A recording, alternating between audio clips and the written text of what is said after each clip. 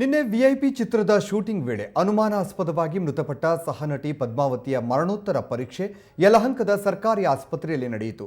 ಇನ್ನು ಈ ಘಟನೆ ನಡೆದು 20 ಗಂಟೆ ಕಳಿತಾ ಬಂದರೂ ಚಿತ್ರತಂಡದ ಯಾವೊಬ್ಬರೂ ಕೂಡ ಇದುವರೆಗೂ ಕಾಣಿಸಿಕೊಂಡಿಲ್ಲ. ಇನ್ನು ಈ ಪ್ರಕರಣಕ್ಕೆ ಸಂಬಂಧಿಸಿದಂತೆ ಚಿತ್ರತಂಡದ ನಿರ್ದೇಶಕ ನಂದಕಿಶೋರ್ ಸೇರಿದಂತೆ 7 ಮಂದಿ ವಿರುದ್ಧ ಎಫ್ಐಆರ್ ದಾಖಲಾಗಿದೆ. ಇನ್ನು ಈಗಾಗಲೇ ಪ್ರೊಡಕ್ಷನ್ ಮ್ಯಾನೇಜರ್ನನ್ನ ಪೊಲೀಸರು ವಶಕ್ಕೆ ಪಡೆದಿದ್ದಾರೆ. ಇನ್ನು ಹೆಸರು ದಾಖಲಿಸಿರೋ ಎಫ್ಐಆರ್ ಪ್ರತಿ ಸುವರ್ಣ ನ್ಯೂಸ್ಗೆ ಲಭ್ಯ ಆಗಿದೆ. ಎಫ್ಐಆರ್ ಕಾಪಿಯಲ್ಲಿ 7 ಜನರ ಹೆಸರು ಕೂಡ ನಮೂದಾಗಿದೆ. ನಿನ್ನೆ ಈ ಚಿತ್ರದ ಶೂಟಿಂಗ್ ನಡೀತಾ ಇತ್ತು. ಒಂದು ನಿರ್ಮಾಣ ಹಂತದ ಕಟ್ಟಡದಲ್ಲಿ ಈ ಒಂದು ಶೂಟಿಂಗ್ ನಡೀತಾ ಇತ್ತು.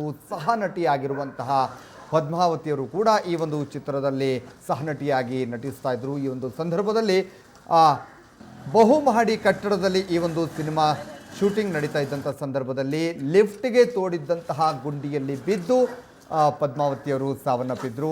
ಈ ಒಂದು ಪ್ರಕರಣಕ್ಕೆ ಸಂಬಂಧಪಟ್ಟ ಹಾಗೆ ಈಗ 20 ಗಂಟೆ ಕಳೆದರೂ ಕೂಡ, ಘಟನೆ ನಡೆದು 20 ಗಂಟೆ ಕಳೆದಿದೆ, ಆದರೂ ಕೂಡ ಚಿತ್ರರಂಗದವರು ಒಬ್ಬರೂ ಕೂಡ ಕಾಣಿಸ್ಕೊಳ್ತಾ ಇಲ್ಲ. ಯಾರೂ ಕೂಡ ಈ ಬಗ್ಗೆ ಒಂದು ಪ್ರತಿಕ್ರಿಯೆಯನ್ನು ಕೂಡ ಕೊಟ್ಟಿಲ್ಲ. ಈಗ ಈ ಒಂದು ಪ್ರಕರಣದ ಬಗ್ಗೆ 7 ಮಂದಿ ವಿರುದ್ಧ ಎಫ್ಐಆರ್ ಕೂಡ ದಾಖಲಾಗಿದೆ. ತನಿಖೆ ಕೂಡ ನಡೀತಾ ಇದೆ.